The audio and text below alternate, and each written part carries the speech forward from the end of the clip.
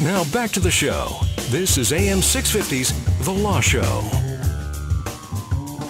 Welcome back to the program. Our guests in studio from Lindsay Kenny LLP, Angela Thiel and Christine Eilers, lawyers both with the Vancouver offices. Lindsay Kenny has offices in both downtown Vancouver and in Langley, and they're online at lklaw.ca.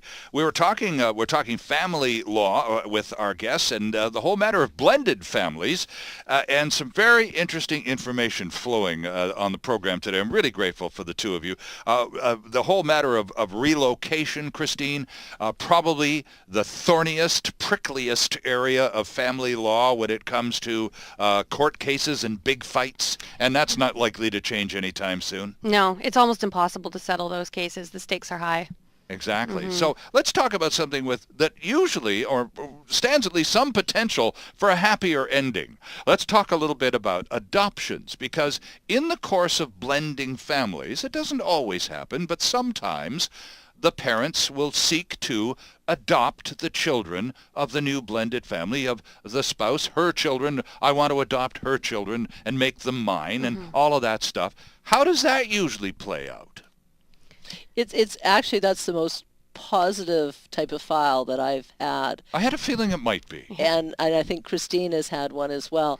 Under the statute, a step-parent adoption is treated fairly similarly to a normal adoption, but you need to get two things. You need to get the consent of the natural father, or for the court to decide that if they withhold consent, it would still be in the child's best interest to allow the adoption.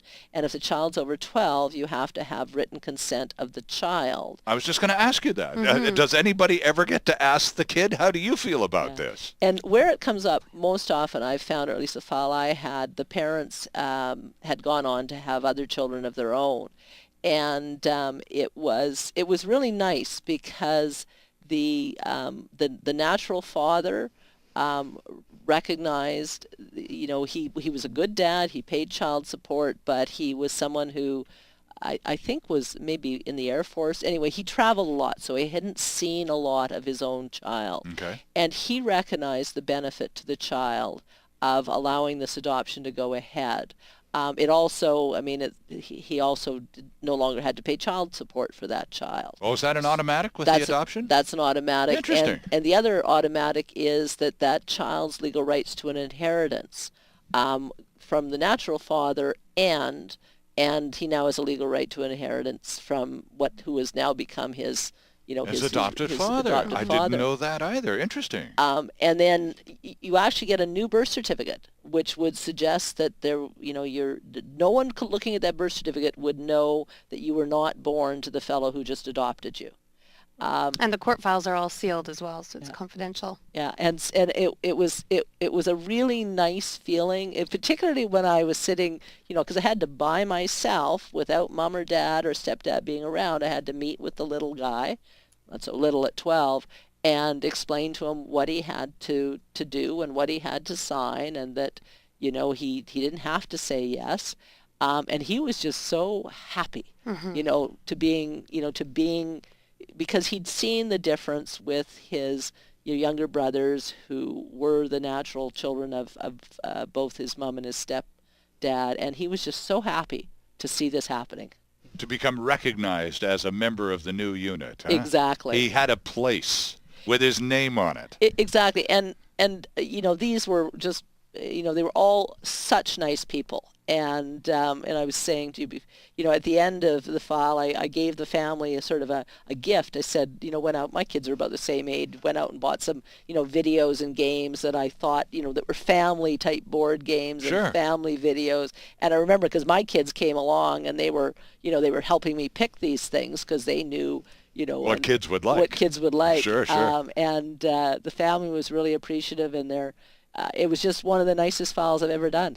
Interesting. Now, Christine, Yep. do they all have happy endings, or do egos get in the way sometimes? If someone wants to adopt a child of mine who's now in a relationship with my ex and some guy, and I'm not real happy about that's my child. Yeah. And I mean, I could see people get their backs up. Well, quite frankly, it doesn't come up very often. Really? It's very rare that a step-parent will adopt their stepchild. Oh, interesting. Yeah, so I think Okay. it's more in situations where the biological parent is really out of the picture. Okay. You know, either there's some issues, they're unable to parent their child, or they're just, for whatever reason, have been absent. So that's where it seems to come up more often. And in those situations, the parent would normally either be willing to consent or would be incapable of consenting, essentially, or the court might order that it was going to occur regardless of their consent. So it doesn't come up very often, and when it does, it is usually a situation where it's really quite clearly the right thing to happen. So Only got a minute Yeah. or so left, and we've talked a lot with you two in the past, particularly because you favor this a lot, this whole matter of mediation, of third-party intervention, the short of going to court stuff. Can these family law details, the matter of inheritances or adoption or relocation or some of the real sticky items, do they always end up in court, or are there still agents of the court capable in some cases of facilitating these arrangements short of a fight in front of a judge? I haven't seen a relocation case mediated because, as we talked about, they're high It's so stakes. thorny. Right, right. But I think that everybody, and I think every lawyer should say, I think you should give a try to mediation in every dispute. You know, even if I don't think it's going to settle on mediation, I do encourage people to try to mediate, Right. try to use the parenting coordinators, because the mediators, I mean, you've got mediators that are lawyers, but you also have mediators that are psychologists and Sure. counselors that Right. know a lot about stages of children and, you know, best practices of parenting. I have opinions about how to parent children, but I'm not an expert. Right, right. I just go, well, I think I've done an okay job with mine, so maybe I know something.